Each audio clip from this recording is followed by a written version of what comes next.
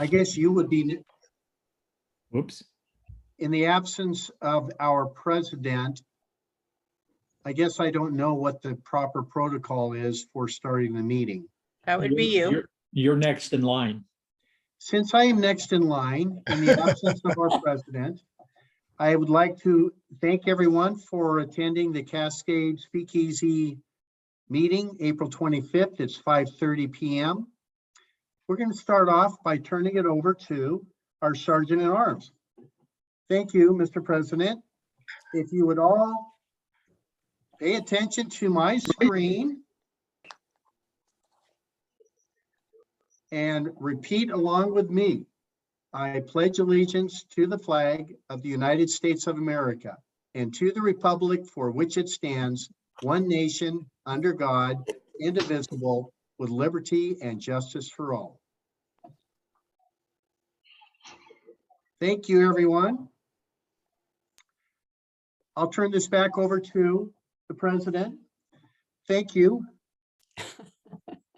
for that Sergeant at Arms Pledge of Allegiance. I'm going to turn the meeting now over to our Toastmaster this evening. Please welcome Kathleen McNulty. Thank you, Mr. President and Mr. Sergeant at Arms. Today, our topic is Go Green for a Better Tomorrow. I don't know about you, but I had a very challenging day today. So I have brought my hat so I can go green for a better tomorrow.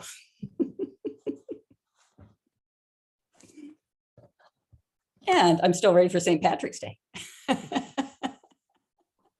I am definitely hoping tomorrow is a better day than today. Let's talk about guests. We have none. I will introduce no guests tonight. We did have some changes in roles. Christina has stepped in to be our awe counter. Thank you, Christina.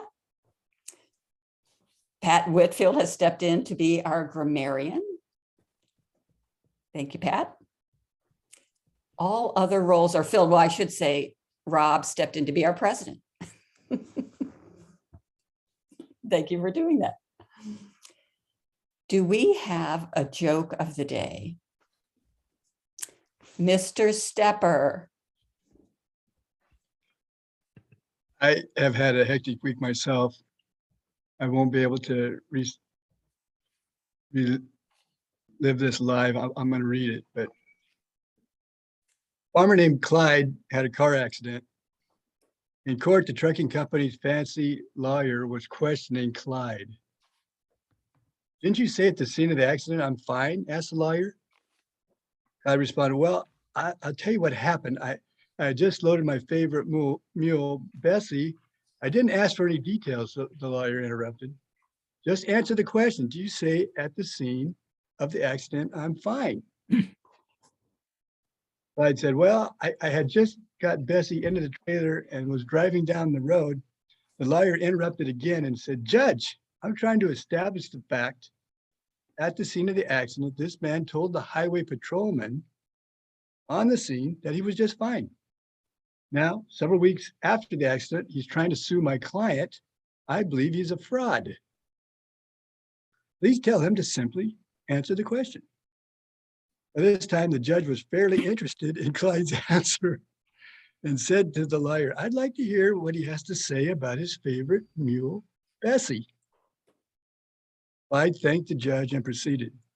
Well, as I was saying, I just loaded Bessie, my favorite mule, into the trailer and was driving her down the road when this huge semi-truck and trailer ran the stop sign, smacked my truck right in the side.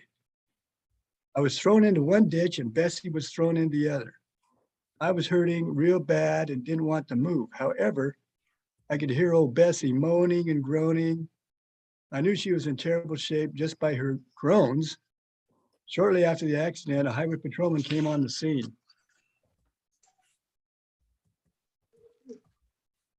He could hear Bessie moaning and groaning, so he went over to her. After he looked at her and saw her fatal condition, he took out his gun and shot her between the eyes. Then the patrolman came across the road, gun still in hand, looked at me and said, how are you feeling? And what the hell would you say?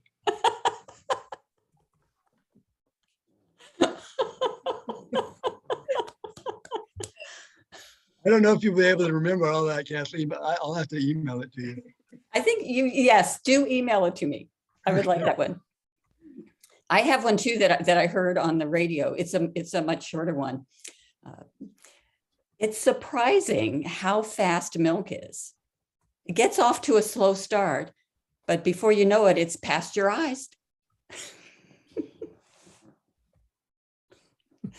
Thank you, Mr. Stepper. I stepped in to do the really bad joke of the day while you did the really good one. Any other jokes? No, that's not for me, but Rob? Pat? It's hard to top that one, I know. Actually, I have a very short one. Good. Do you know why it's so easy to weigh fish? Because they have scales.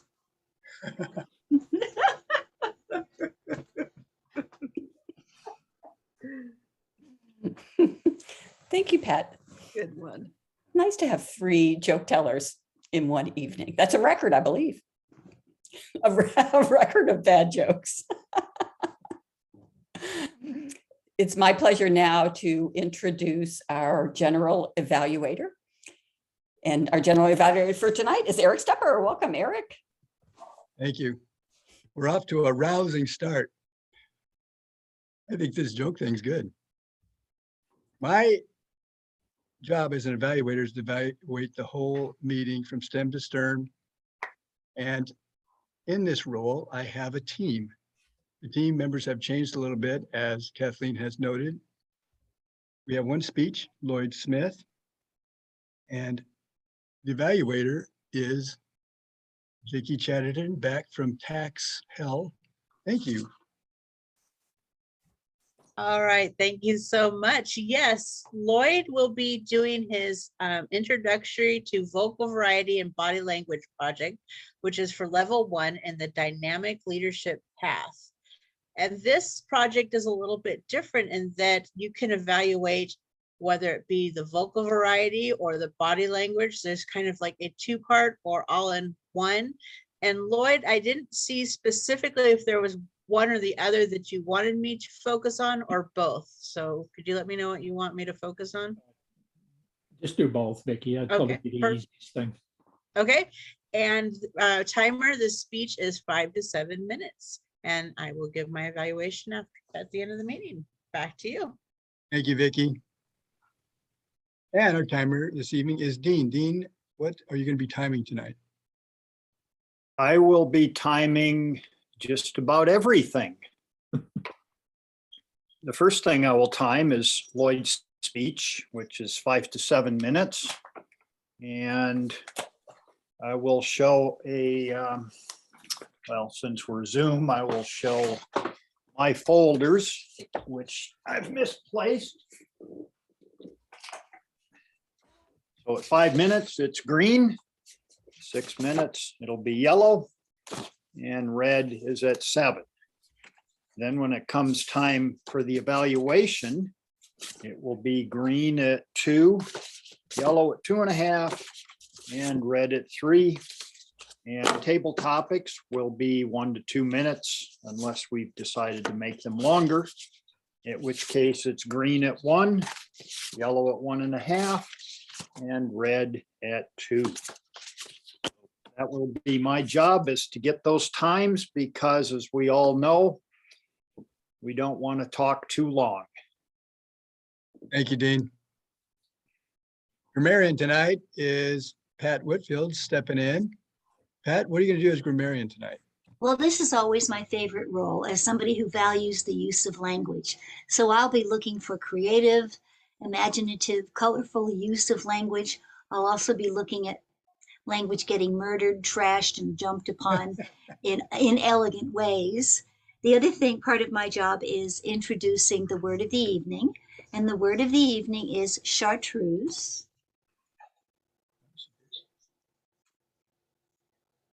which you may be aware is a color. It's a combination of green and yellow, So it's sort of kind of a mossy, yellowish green color. But actually, it was interesting to learn that it got its name because of its resemblance to the color of a French liqueur called chartreuse that was first introduced to the world in 1764.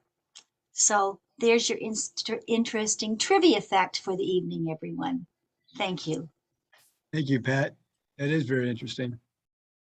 And stepping in for Awe Counter tonight is Christina. What you're going to do is Awe Counter, Christina. Tonight, I will use my handy dandy Awe Counter log to track filler words, sentences that begin unnecessarily with words like and, well, so, the overuse of the word like, or the phrase you know, repetitions. I will keep my head down because I tend to be distracted when I watch people talk while I'm doing this job. And I will share my results when called upon to do so. Everyone, best of luck. Thank you, Christina. And that's my team. I will now turn the podium back over to our Toastmaster, Kathleen. Thank you, Mr. General Evaluator. It's my pleasure to move us into our speech making. We have Lloyd making his speech tonight. I'm going to read the introduction that he has provided. Being human creates many challenges and burdens. As a result, humans developed a variety of traits and behaviors for dealing with those challenges and burdens. This evening, for the Introduction to Vocal Variety and Body Language project, which is a requirement for level 1 of the Dynamic Leadership Path, Lloyd Smith will describe a time when he employed one of the most common of those traits, the tendency to blame someone else for what we choose to do. Lloyd Smith and I blame James.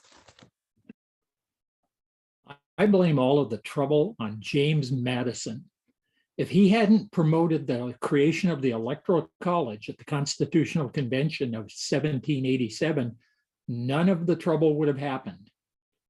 The 1968 presidential election campaign was by far the most tumultuous in US history, marked by violent street demonstrations, race riots, hundreds of arsons, dozens of bombings, and even 2 assassinations, Senator Robert Kennedy and the Reverend Martin Luther King Jr. Democratic Vice President Hubert Humphrey, Republican former Vice President Richard Nixon, and third-party Alabama Governor George Wallace emerged as the candidates. Because there were 3 candidates, many observers believed that none of them were going to get the necessary 270 electoral votes, and the election would be decided in the House of Representatives, which could have produced extremely unpredictable results. In the end, Nixon won the popular vote by just over 500,000, but in the Electoral College, he won easily with 301 votes. But all of that's merely background for the real trouble that struck that year. My college debate partner, Alex, and I qualified for the 1968 National Debate Tournament in late April. We were not under any illusion whatever that we were serious contenders for the national championship in policy debate. However, the individual speech events that were part of college forensics at the time had national championships at that same tournament. Alex and I both qualified in impromptu speaking. The rules are much gentler now, but back then impromptu speaking was actually feared by many of the competitors. A general topic area, such as prison reform or foreign policy, was announced about a month in advance of each tournament. At the tournament themselves, we would enter the room one at a time and were handed a card containing a quotation related to the general topic from a newspaper or magazine editorial, usually an obscure one. We would read the card once silently, once out loud, and then immediately give a 5-minute speech containing specific analysis and our personal reactions to what the quotation said. It could be pretty stressful, particularly if we read the card and didn't understand what the writer was talking about. I hit on a great way to deal with that stress. I decided to write my impromptu speech in advance and polish the delivery. The general topic for that tournament was the 1968 election, and I assumed correctly that there would likely be some questions about the Electoral College. I wrote a 3-minute speech explaining how New York Governor Nelson Rockefeller was about to be elected president in the House of Representatives after an Electoral College deadlock, despite not being on the ballot anywhere in the nation. The point was that the Electoral College had a real potential to thwart the will of the people, and it should be abolished. I allowed 1 minute for an introduction at the beginning of the speech, linking my prepared speech to whatever was actually on the card, and another minute at the end for a conclusion to tie everything together. Now, the obvious question is, was I cheating? I was most definitely violating the spirit of the rules. Common sense dictates that impromptu speaking is meant to be, well, impromptu, a test of the ability to speak without preparation. But there was nothing in the rules that actually prohibited prepared speeches. It was the 60s, and in the spirit of the times, I decided to do my own thing. During my 3 preliminary rounds, it worked very well. I was clearly the smoothest, best organized speaker in each of the rounds, no doubt because I was delivering a prepared speech and my competitors were speaking impromptu. After round 3, when the semifinal qualifiers were announced, I was on the list. Unfortunately, one of the other speakers in my semifinal round was a guy from Baylor who had also been in my first round. When he realized that I was giving exactly the same speech I had given earlier, his eyes bugged out. About a half hour after the round, my coach found me and said we needed to report to the tournament headquarters. 3 very unhappy tournament officials were waiting for us. I was asked to explain what I had done, and I did. They failed to grasp the subtlety of my explanation and told me that I was disqualified from the competition for violating the rules. When I asked what rule I had violated, there was an uncomfortable pause while they came to the conclusion that there was no rule. Sadly, I didn't get a chance to give my prepared speech again in the final round because I didn't place high enough in my semifinal round to advance. No national championship for me. However, while I didn't get to enjoy that fame, I did gain a degree of notoriety. During the following year's season, when we impromptu speakers would be waiting outside of the contest rooms, someone usually brought up the weird new rule against prepared speeches. When they learned I was from Eastern Washington State College, someone would usually ask, "Hey, do you know that smartass from your school who actually did that last year?" As a matter of fact, yes, I did know that smartass, but I blame it all on James Madison. Madam Toastmaster. Thank you. Thank you. That was excellent. We should all put a minute on. Timer, if you can put a minute on so we can write our notes in the chat to Lloyd only.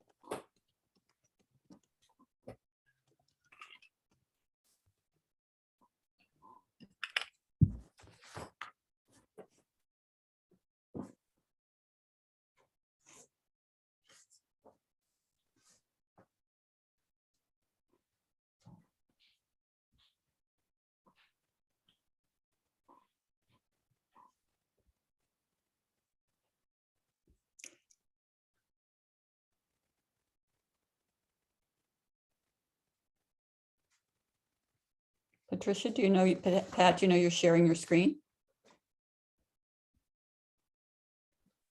There you go. And Dean, is Not our 1 minute anymore. up? I think our 1 minute is up.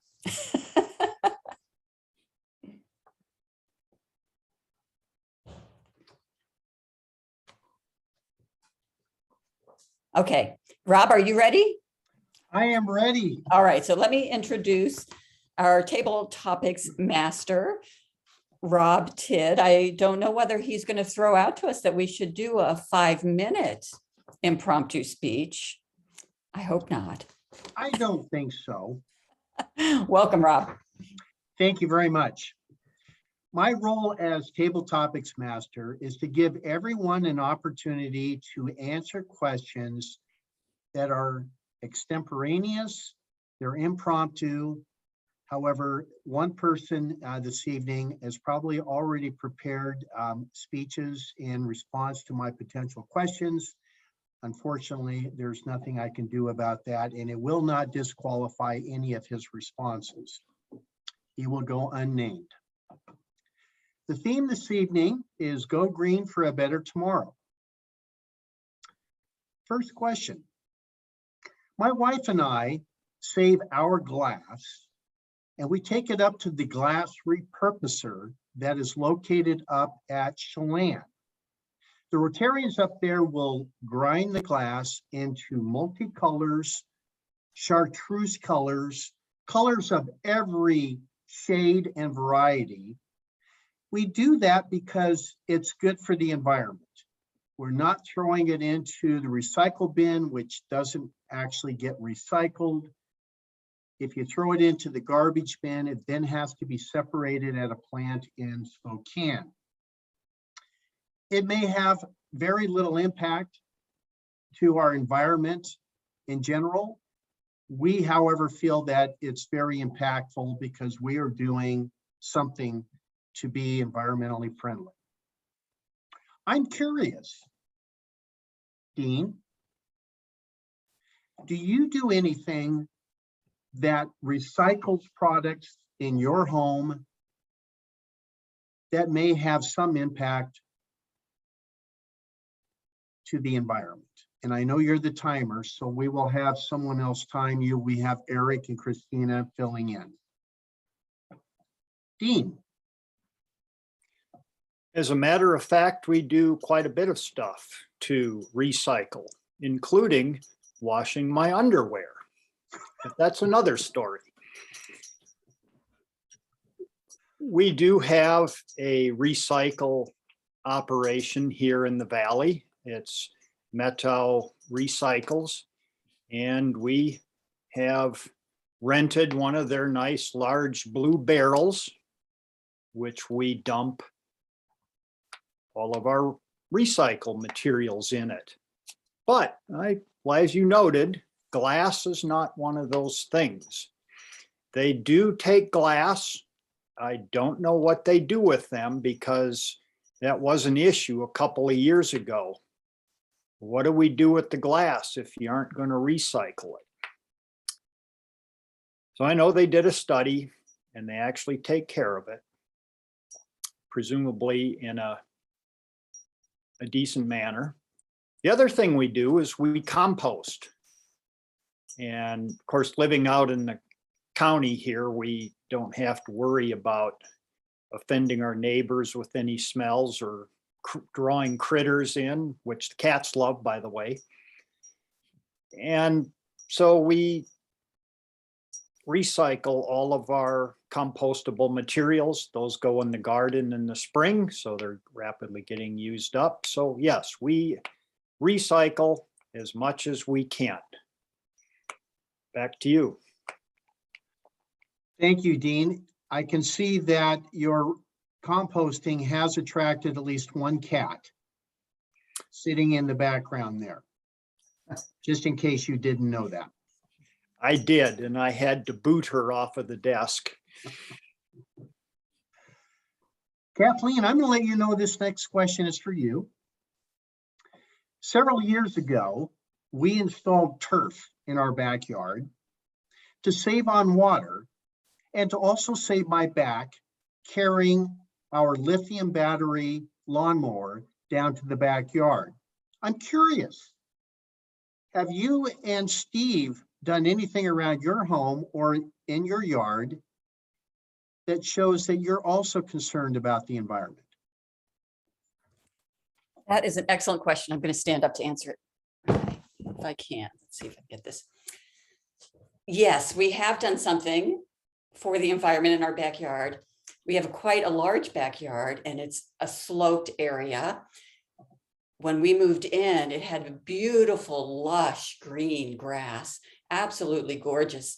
The prior owners of the home left us a detailed schedule of the irrigation times down to 4 parts of the season and how we should change each month the timing on our irrigation for all of the different 8 zones that we had on the house. Very, very beautiful, gorgeous yard. Our contribution to reduce global warming is we have stopped watering the backyard, which is now nothing but dirt. Very unattractive. We are hoping to get, in fact, we have a landscape plan that will be less water intensive. We are not on irrigation. We feel the pinch of those water bills that come in at $400 or $500 or $600 a month in the summer. We're happy to go something that is greener in reducing our energy use, but also greener so that our backyard is no longer brown. My final thought, if we all want to really chip in, Rob, we can bring all of our glass to your house and you and Belinda can take it up to Chelan. Yay. Thank you, Rob. Thank you, Kathleen.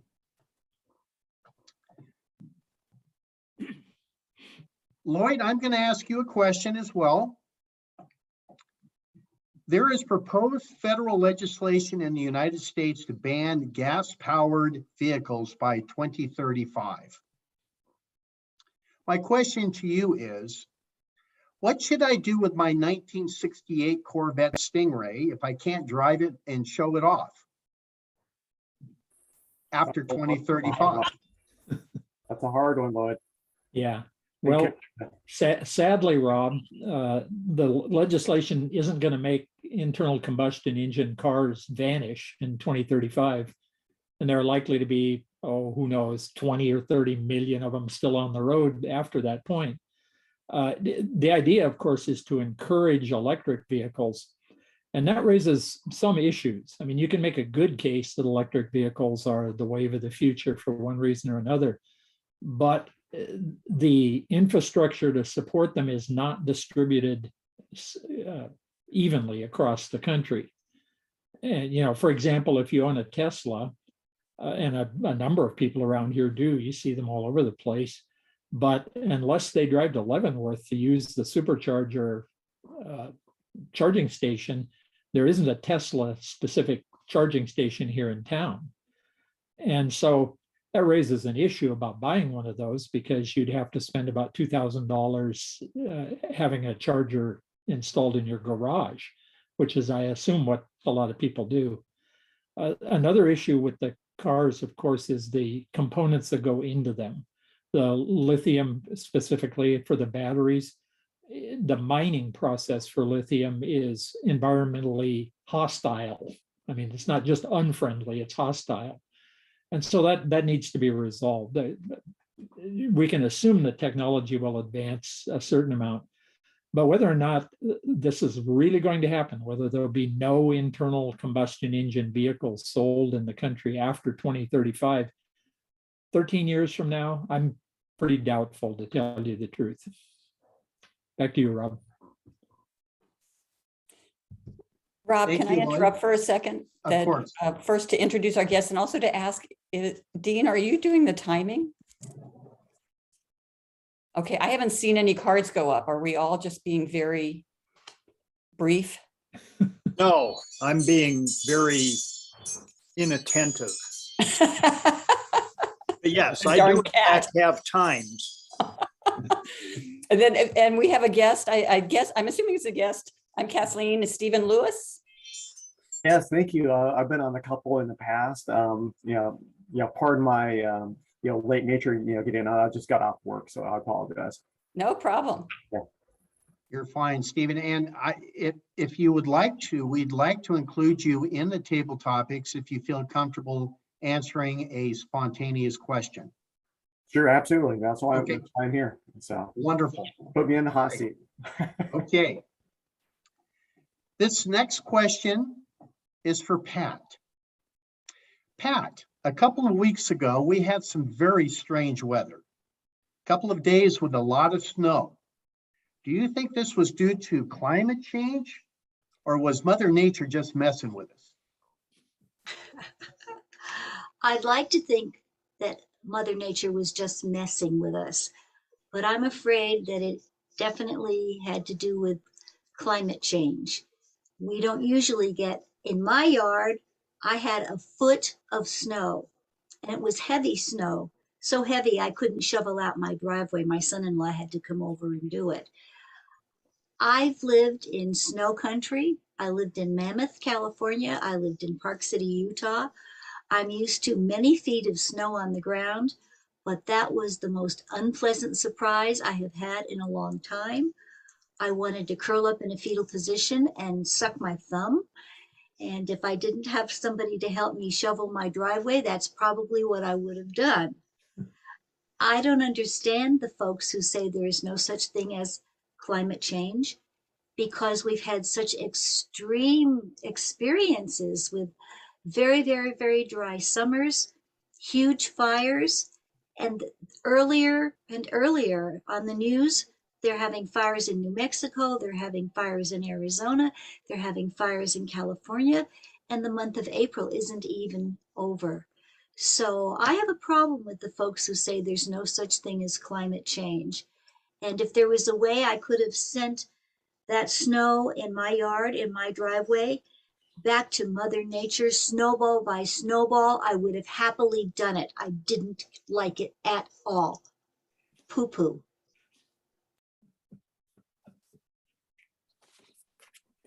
Very good. Thank you, Pat. Good use of poo-poo. Proper English. Right. This next question is for Eric.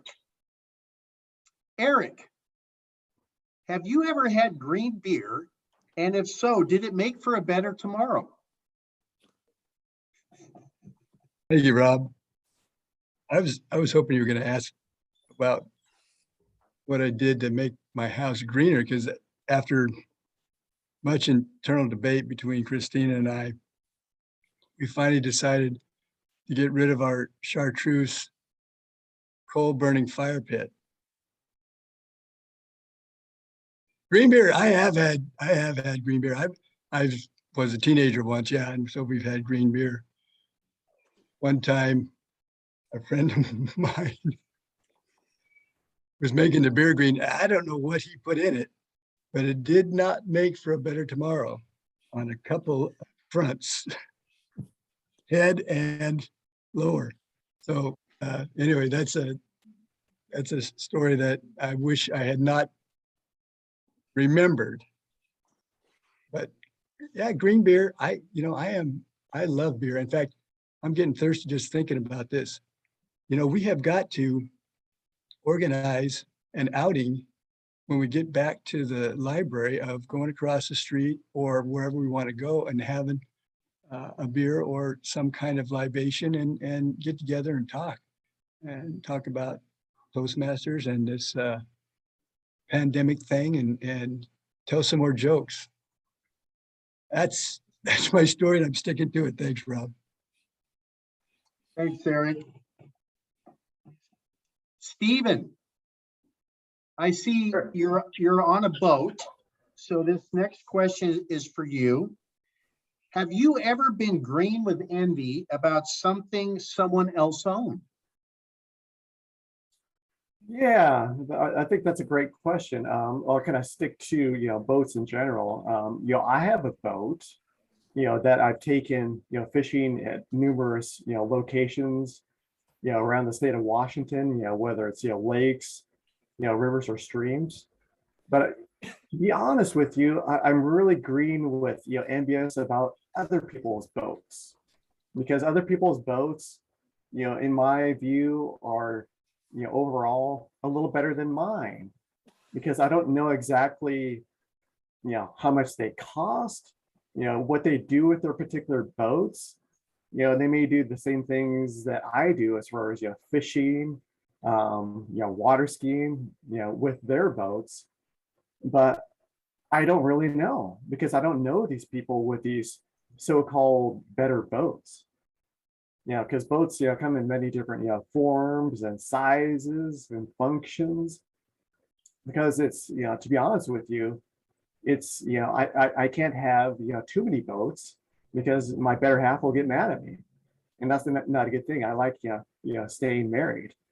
And so, yeah, of course, I'm green with envy, because, just from the mere concept of, I would like to have more boats, but that's not, possible at all. But, for the time being, I'll enjoy my boat and expand it to, other uses and different water bodies, and continue to hopefully catch, big fish. Great question, though. Excellent response, Stephen. I hope one day to join you on your boat. I know. Yeah, exactly. You're welcome. Yeah, anytime. Yeah, for sure.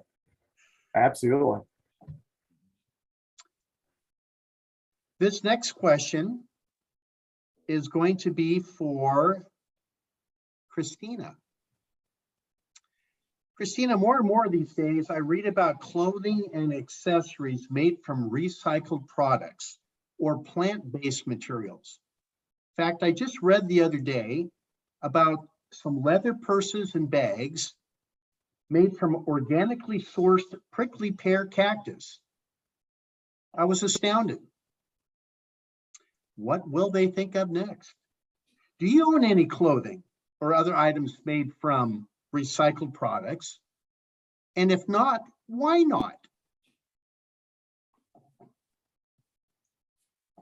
I own lots of clothing made from recycled products. I get it at the Goodwill.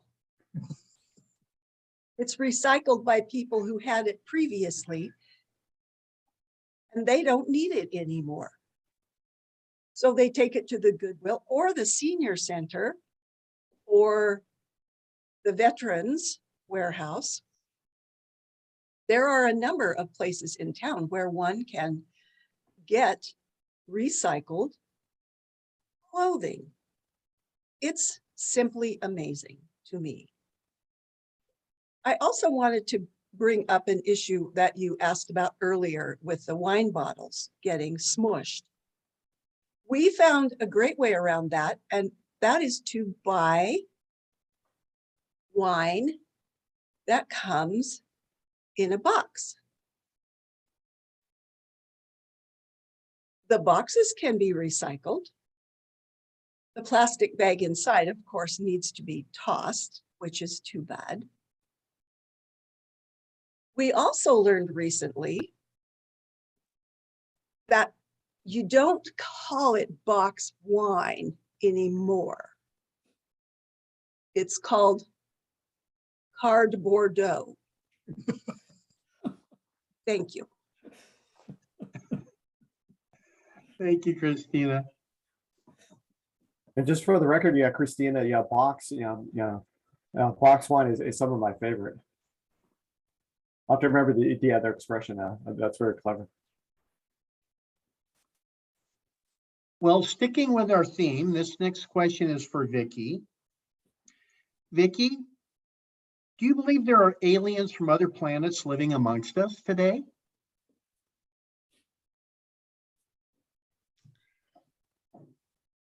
Well, Rob, that's a very interesting question. And who knows if we have aliens living amongst us, if they have learned how to transform into being like us. If they have the technology to get to Earth and get there, it's no wonder we might be able to. And it's really interesting because I just received a text not long ago who my son has a 6-year-old child, and his 6-year-old child informed us that the planet Earth will soon become, or will become, a star once all of us die. I'm like, where is he learning all of this information from? Because I know on Friday they were celebrating Earth Day and talking about the Earth, and I'm thinking, are the teachers in our community telling the children that we're all going to die and our planet is going to become something else?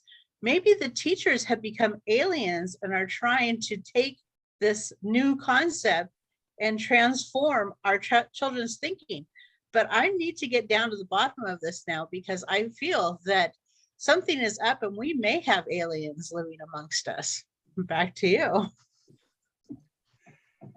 Excellent response, Vicki. I guess it would be easy to pick them out if they were chartreuse colored or look different than the rest of us. However, I believe they're here. They just look like us, and that's why we can't tell them apart. That ends the questions that I have established for the table topics segment of this meeting this evening. I know we're a little ahead of schedule. However, I would like to turn this back over to our Toastmaster, Kathleen McNulty. Thank you, Mr. Table Topics Master. For the record, I want to say that I am chartreuse with envy over Stephen's boats, and hope I get to join you, Rob, in a ride. Rob, you are, by the way, the only alien in the room.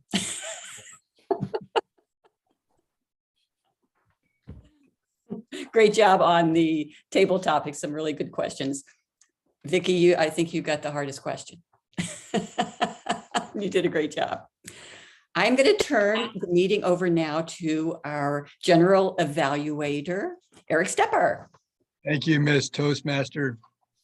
What a fun meeting.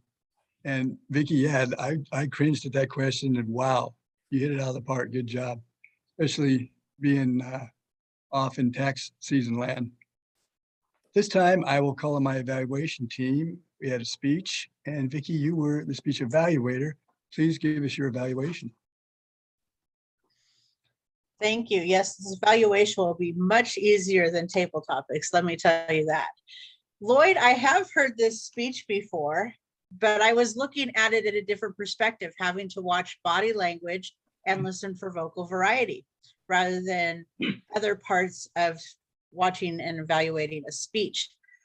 And I noticed that, first of all, I love that you stand up for your speeches when we're on the Zoom platform. It just gives that energy that we all need for our speeches. I do notice that in the frame, and it's very difficult, I would have liked to have seen this in person, your hands are at waist level, which they probably would be in person also.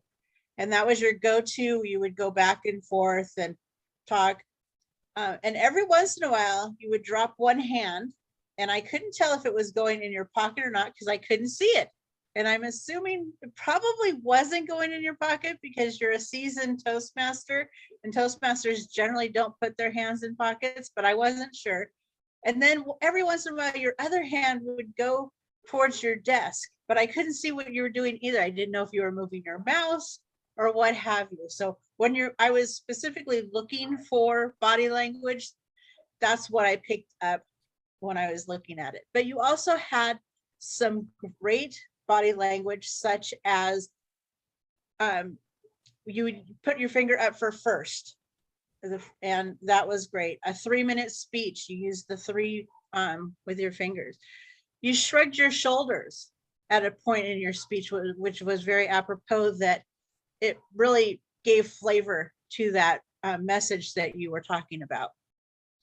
One that I wasn't quite sure was when you were talking about fear, you clenched your fist. And I don't know if that's a reaction that we would have with fear. It might be, I'm just not quite sure. Now, with your words and your vocal variety, you have great tendencies in punctuating words that you wanted emphasis on. That's something you're very great at.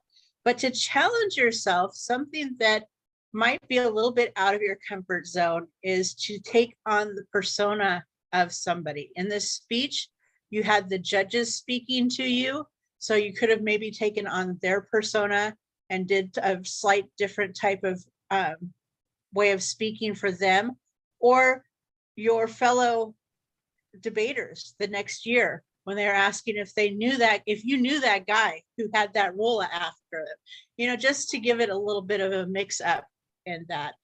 Overall, it was fun to listen to this speech again, to see the improvements that you have made in it. And I know that this could be one that could be a district award winning speech, as we know, because we have seen the other ones. So no matter what you thought of your first version, it probably was a district winner. But anyway, thank you very much. And back to you, Mr. Evaluator. Thank you, Vicki. Good job. How did we do on timing? Timers report, Dean, please.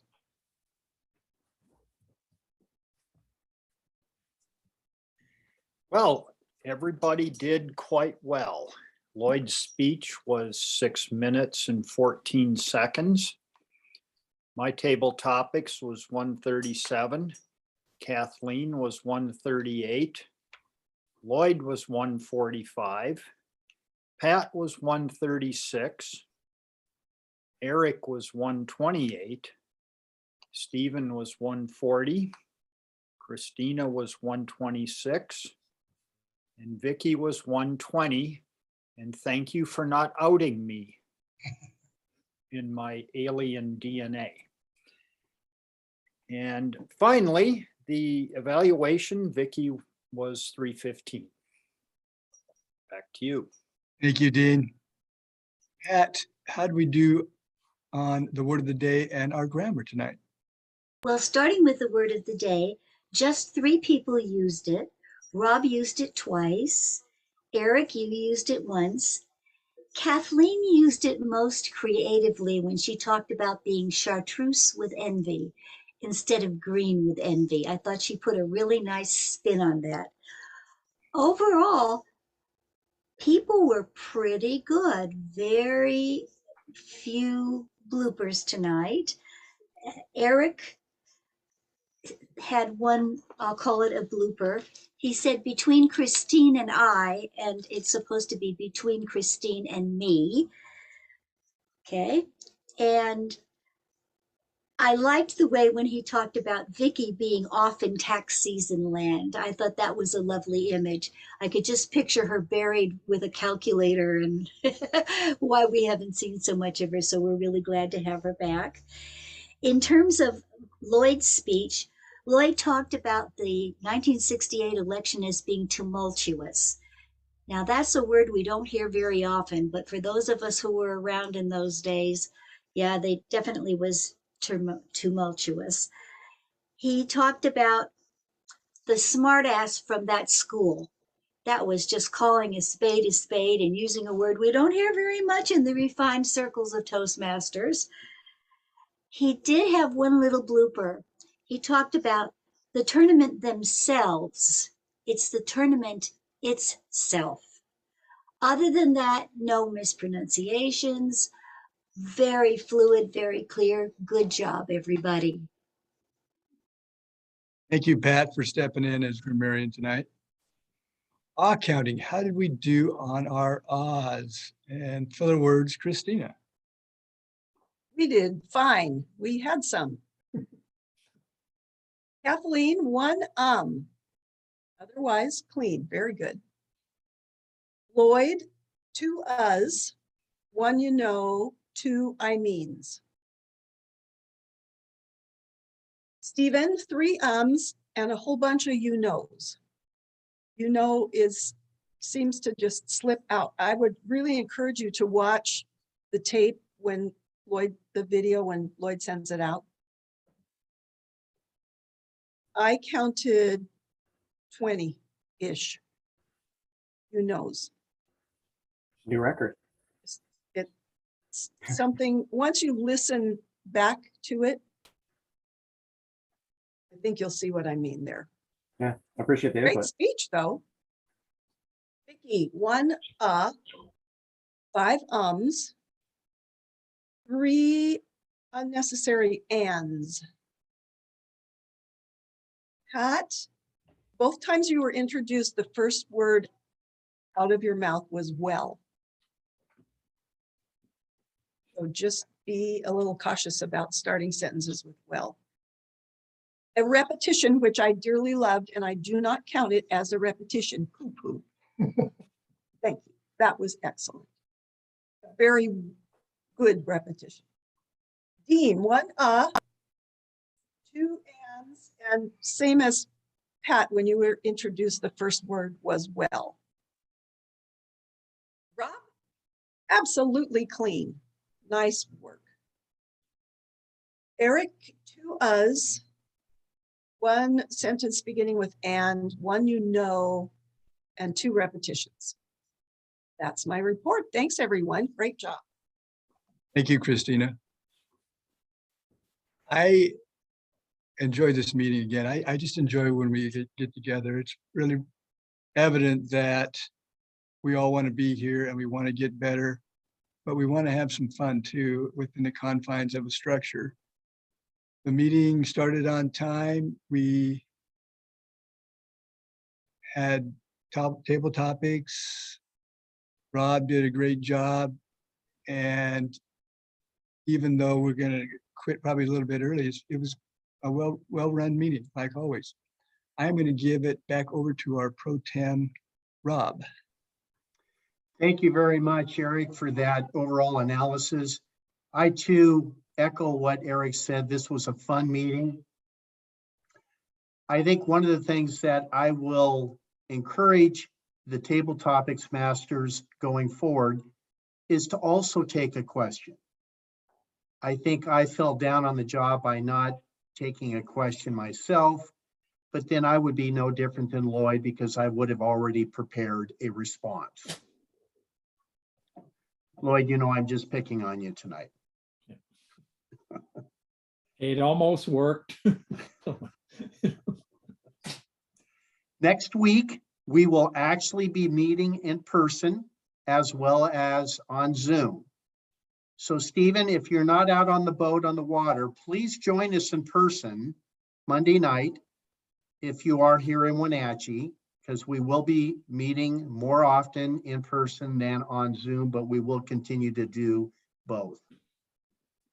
I don't have any other final comments. If anyone has anything for the good of the order, please speak up, because I'm off to go have a beer. Just make sure it's green. And it will not be green. It will be tasty. So Absolutely. hearing, I Yes, just ma'am. have to make a quick comment. You might have noticed me moving around a lot. My little dog keeps bringing her little ball in and she wants to play and she's not very patient. It's like, Mom, come on. And then she runs off with it. So she was a little bit distracting. well, I didn't really notice that, Pat, but thank you for sharing that information with us. It's 6:23. I'm going to call this meeting early. Thank you all for joining and have a great rest of the evening. Thank you, Rob, everyone. Rob, Rob, bye, everyone.